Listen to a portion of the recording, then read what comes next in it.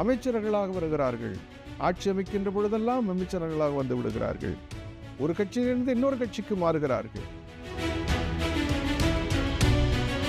ஒரு அரசியல் கட்சி இருக்கிறது என்று சொன்னால் சட்டத்தின் மூலமாக 2 முறைக்கு மேல் தலைவராக இருக்க முடியாது. நான் 40 ஆண்டு காலம் 50 ஆண்டு காலம் பொது வாழ்வில் இருப்பது தவறல்ல, பதவிகளில் இருப்பது தவறு.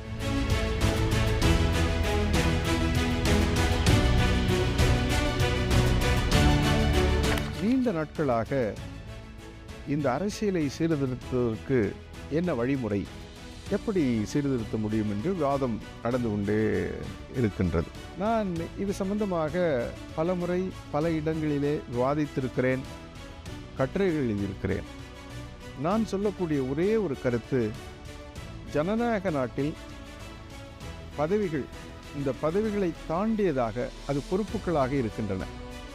ஆனால் அதிகாரம் இருக்கின்ற காரணத்தினாலே நம்முடைய மக்களுக்கு இந்த அதிகாரம் பொறுப்பு என்பது தெரியாமல், அது ஏதோ வாய்ப்பு இருக்கிறது நம்மை வளர்த்து கொள்ள, நம் குடும்பத்தை வளர்த்து கொள்ள என்கின்ற ஒரு சிந்தனையில் அந்த பதவிகளை பிடிக்கின்றார்கள். பிடித்தவர்கள் அதில் ஒரு சுகம் இருக்கிறது, அந்த சுகத்தை அனுபவிக்கிறார்கள். சுகத்தை அனுபவித்தது மட்டுமல்ல, மக்களெல்லாம் அரசியல் அறியாமையில் இருக்கின்ற காரணத்தினால் அதை வைத்துக்கொண்டு அவர்கள் தங்களுடைய பொருளாதார வளர்ச்சியை மேம்படுத்துகிறார்கள்.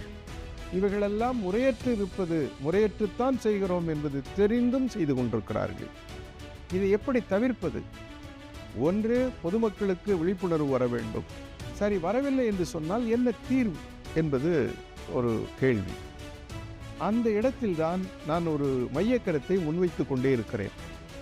எந்த பதவியிலும் 2 முறைக்கு மேல் எவரும் இருக்கக்கூடாது. 142 கோடி இருக்கக்கூடிய ஜனத்தொகை இருக்கக்கூடிய ஒரு நாட்டில் தலைமைக்கு பஞ்சம் இருக்கக்கூடாது. வாய்ப்பு இருந்தால் தலைவர்கள் உருவாகி விடுவார்கள். தலைவர்களுக்கெல்லாம் பஞ்சமில்லை. ஆனால் பிடித்தவர்கள் யாரையும் வளர்வதற்கு இங்கு விடுவதில்லை.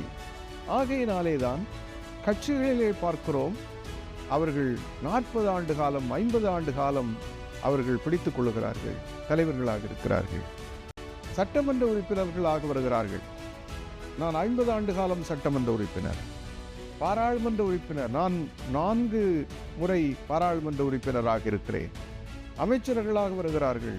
ஆட்சி அமைக்கின்ற பொழுதெல்லாம் அமைச்சர்களாக வந்து விடுகிறார்கள். ஒரு கட்சியிலிருந்து இன்னொரு கட்சிக்கு மாறுகிறார்கள். வாய்ப்பு இருக்கிறது அங்கே என்று சொன்னால் மிக எளிதாக மாறிவிடுகிறார்கள். சித்தாந்தம், கொள்கை இவற்றுக்கெல்லாம் எந்த மதிப்பும் கிடையாது. அவர்களை கட்சிகளும் வரவேற்பதற்கு தயாராக இருக்கின்றன. ஆக இந்த ஜனநாயகம் ஊனமுடையதாக இருக்கிறது. ஊனப்படுத்தி விட்டோம். இதிலிருந்து வெளியேறுவதற்கு என்ன ஒரு மாற்று இருக்கிறது என்று யோசித்து பார்க்கையில் எந்த பதவியும் 2 முறைக்கு மேல் கிடையாது. ஒரு அரசியல் கட்சி இருக்கிறது என்று சொன்னால் சட்டத்தின் மூலமாக 2 முறைக்கு மேல் தலைவராக இருக்க முடியாது. 2 முறைக்கு மேல் அவர் செயலாளராக இருக்க முடியாது. எந்த பதவியில் இருந்தாலும் 2 முறைக்கு மேல். சட்டமன்றத்தில் இருந்தாலும் 2 முறைதான். பாராளுமன்றத்திற்கு சென்றாலும் 2 முறைதான். அமைச்சராக இருந்தாலும் 2 முறைதான். அப்படி ஒரு சீர்திருத்தம் நம்முடைய அரசமைப்பு சாசனத்திலே கொண்டு வந்து, கட்சி பதவியானாலும் சரி, ஆட்சி பதவியானாலும் சரி, எந்த இடத்திலும் மக்களால் தேர்ந்தெடுக்கப்படுகின்ற பதவிகளே அமரக்கூடியவர்கள் 2 முறைக்கு மேல் இருக்க முடியாது என்று சொல்லிவிட்டால் இந்த ஜனநாயகம் என்பது புதுப்பிக்கப்பட்டுவிடும், மாறிவிடும். இன்றைக்கு வாரிசுரிமை கொண்டாடக்கூடிய கட்சிகளும் பதவிகளை நாடக்கூடியவர்களும் இந்த நிலையிலிருந்து மாற்றம் பெற்று விடுவார்கள். ஆகையினாலே நாம் சொல்லக்கூடியது, நாம் தேடக்கூடிய புதிய வழிமுறை என்னவென்று சொன்னால், 2 முறைக்கு மேல் எந்த பதவியையும் நாம் யாருக்கும் தரக்கூடாது. இது அமெரிக்காவிலே அமெரிக்க ஜனாதிபதி 2 முறைக்கு மேல் இருக்க முடியாது. ஆகையினால்தான் 2 முறை வருகிறார்கள். சில பேர் 1 முறையுடன் சென்று விடுகிறார்கள், சில பேர் 2 முறை இருக்கிறார்கள். 2 முறையுடன் முடிந்து விடுகிறது. அவர்களுக்கு அதுக்கு மேல் அங்கே ஆதிக்கம் செலுத்த முடியாது. இன்றைக்கு எல்லா இடங்களிலும் நம்முடைய ஜனநாயகம் என்று சொல்லிக்கொண்டு ஆதிக்கம் செலுத்துவதற்கு எது வாய்ப்பளிக்கிறது என்று சொன்னால் இந்த கட்டுப்பாடற்ற ஜனநாயகம்தான். இந்த கட்டுப்பாடு இல்லாமல் இருப்பதால் தான் நான் 40 ஆண்டு காலம் 50 ஆண்டு காலம் பொது வாழ்வில் இருப்பது தவறல்ல, பதவிகள் இருப்பது தவறு.